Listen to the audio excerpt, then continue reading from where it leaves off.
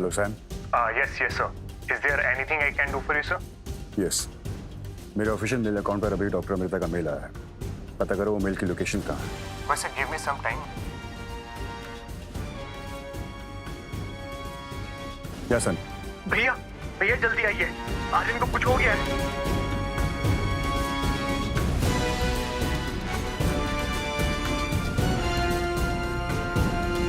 रोहित ने लिफ्ट में top floor का बटन दबाया, मगर आज उसे अपनी लिफ्ट की स्पीड बहुत स्लो लग रही थी। आर्यन पर जरा सी तकलीफ आए तो रोहित बर्दाश्त नहीं कर सकता था। सनी दरवाजे पर रोहित का इंतजार कर रहा था।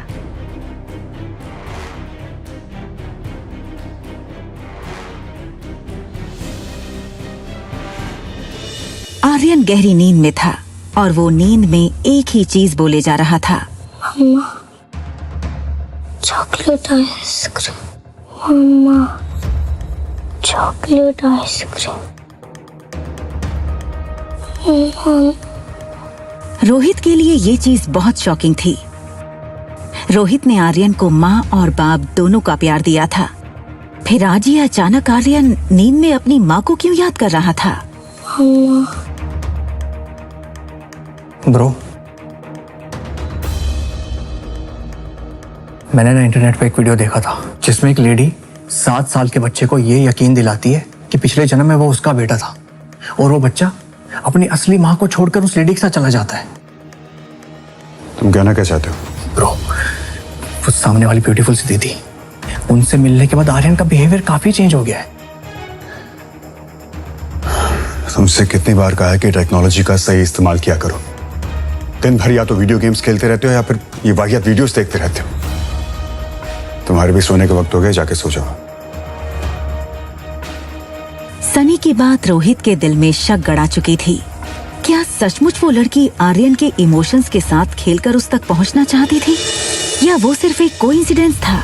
एक तरफ आर्यन के मुंह से मम्मी सुनकर रोहित परेशान था और दूसरी तरफ अनिका सोच रही थी कि आखिर उसके खोए हुए बेटे को कैसे ढूंढे, किससे मदद मांगे। इन 6 सालों में अनिका ने सारे गुमशुदा बच्चों की पूरी जानकारी इकट्ठा की हुई थी। अनिका उस इंसान तक पहुंचना चाहती थी जिसने उसके बेटे को हॉस्पिटल से किडनैप किया था, लेकिन कोई भी सुराग उसके हाथ नहीं लग रहा था। एक बार उसने बैंगलोर से कॉल करके मनाली पुलिस को कंप्लेंट की थी, मगर छानबीन में पाया गया कि ना तो हॉस्पिटल में उसके जुड़वा बच्चे पैदा होने का कोई रिकॉर्ड था और ना कोई गवाह था जिससे ये साबित होता कि अनिका ने जुड़वा बच्चों को जन्म दिया था। मैडम, जो बच्चा कभी जन्मा ही नहीं, वो गायब कैसे हो सकता है? वो ये सब सोच ही रही थी, तभी अनिका को याद आया कि उसकी स्कूल का एक दोस्त पंकज इन दिनों मनाली पुलिस में सब इंस्पेक्टर है। हेलो पंकज, अनिका बोल रही हूँ। Hi Anika, how are you? Anika ने पंकज को अपनी कहानी बताई कि कैसे एक आदमी ने डिलीवरी के तुरंत बाद हॉस्पिटल से उसका बच्चा चुराया था। प्लीज कुछ करो ना, कोई तो रास्ता होगा जिससे मैं अपने बेटे तक पहुंच सकूं। पंकज पहले से ही इस केस से वाकिफ था। देखो अनिका, ऑफिशियली मैं तुम्हारी कोई मदद नहीं कर सकता क्योंकि कहीं भी कोई भी ऐसा रिकॉर्ड नहीं है जिससे ये साबित हो कि तुम्हारे जुड़वा बच्चे हुए थे। I am really sorry Anika. Anika का दिल बैठ सा गया। उसके बेटे तक पहुंचने की उसकी उम्मीदें कम होती नजर आ रही थीं। देखो अनिका, मैं एक बात कह सकता हूँ ऑफ द रिकॉर्ड, मनाली में जितने भी बुरे काम होते हैं, चाहे वो किडनैपिंग ही क्यों ना हो, उन सब के पीछे कहीं ना कहीं तुम्हारे ससुराल वालों का हाथ होता ही होता है। डोगरा खानदान। पंकज के फोन रखने के बाद से अनिका गहरी सोच में डूब गई कि डोगरा खानदान से उसके बेटे की इंफॉर्मेशन आखिर कैसे निकाली जाए। तभी उसे एक आइडिया आया और उस आइडिया का नाम था Kunal Dogra. Hi miss gorgeous.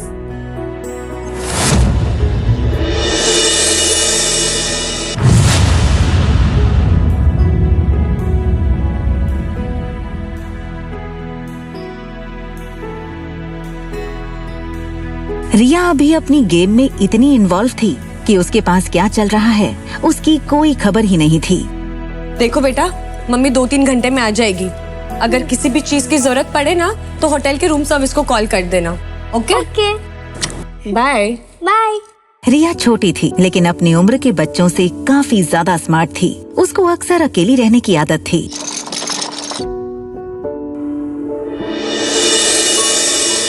और सुनो, कुछ भी हो जाए रूम से बाहर मत निकलना। हमारे रूम के सामने ही ना एक छोटा पागल और एक बड़ा पागल रहता है, ठीक है? नहीं जाऊंगी। Love you. Bye bye.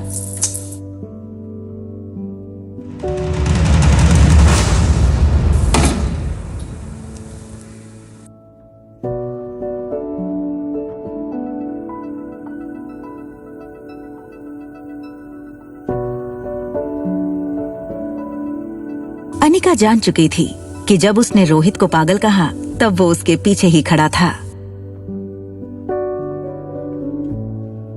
Anika सोच रही थी कि दूसरी लिफ्ट ले लूंगी, तभी लिफ्ट मैन ने कहा, प्लीज कम इन मैडम। ना चाहते हुए भी अनिका को वही लिफ्ट में जाना पड़ा। अनिका सोच रही थी कि आखिर रोहित ने उसकी बात सुन के कुछ रिएक्ट क्यों नहीं किया। वहीं दूसरी तरफ रोहित इस लड़की को समझने की कोशिश कर रहा था। आपने छोटा पागल किसको बोला? आपके होटल में रहने वाले मेहमानों की प्राइवेसी का बिल्कुल ख्याल नहीं रखा जाता क्या? हमारी होटल मनाली की सबसे सेफ और सिक्योर होटल है। इतनी सिक्योरिटी के बावजूद ना कल मेरी चॉकलेट आइसक्रीम चोरी हो गई थी। इनफैक्ट कुछ डाकू आए और मेरी आइसक्रीम लूट के चले गए। एक्सक्यूज मी, आपने हमें डाकू बोला? हाँ बोला, क्योंकि कल तुम्हारी वजह से पहली बार मैं अपनी बेटी को दिया हुआ प्रॉमिस पूरा नहीं कर पाई। क्या मतलब? वो चॉकलेट आइसक्रीम आप अपनी बेटी के लिए लाई थी?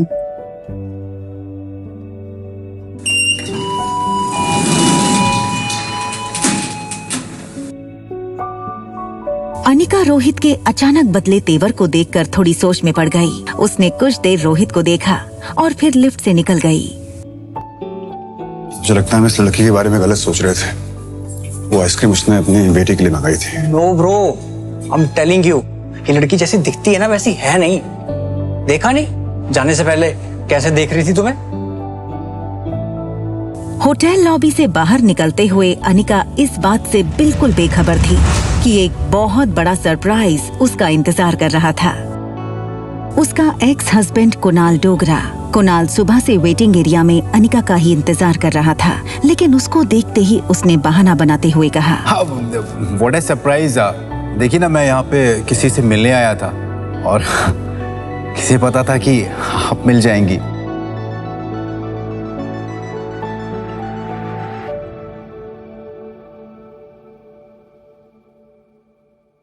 Thank you. My pleasure. वैसे यहाँ पास में ना एक बहुत अच्छी कॉफ़ी शॉप है, तो क्या आप मेरे साथ कॉफ़ी पे इफ यू चल सकती है? अनिका ने हाँ कर दी। कुणाल को अपनी लक पर विश्वास नहीं हो रहा था। That's great। लेकिन कितनी अजीब सी बात है ना कि हम लोग लगातार 2 दिन से मिल रहे हैं, लेकिन एक दूसरे का नाम ही नहीं जानते हैं अभी। अब वैसे, hi, my name is Kunal Dogra and yours?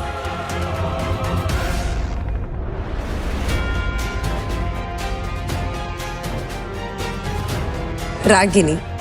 Pleasure to meet you miss Ragini.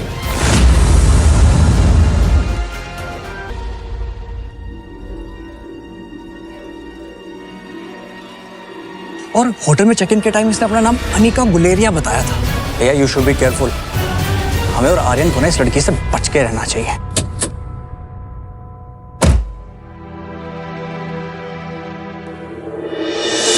सारे रास्ते अनिका ने सिर्फ कुणाल की बातें सुनी थी, लेकिन वो मन ही मन सोच रही थी कि वो कुणाल से अपने बच्चे के बारे में कैसे पूछे। Please coffee. अब वैसे मैं सोच रहा था कि आपकी जो छोटी बहन है उनमें और आप में काफी एज डिफरेंस लगता है। वो होंगी 6-7 साल की, आप 21-22।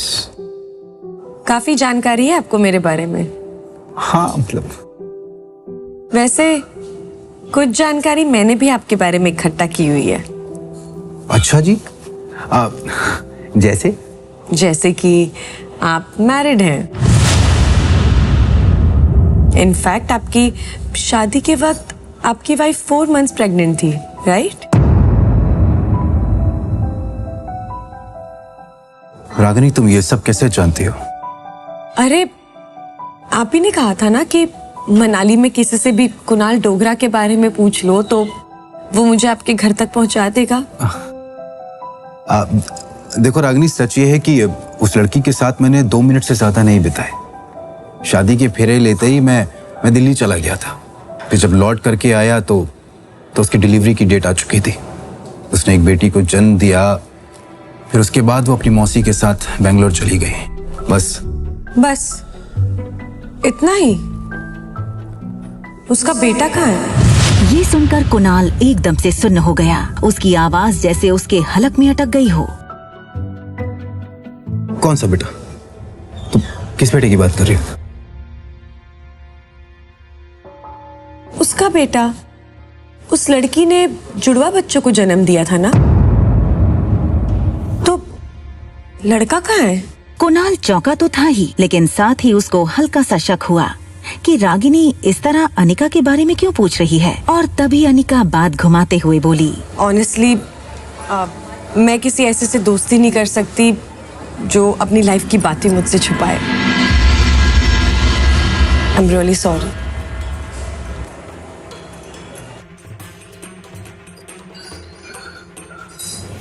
रागिनी,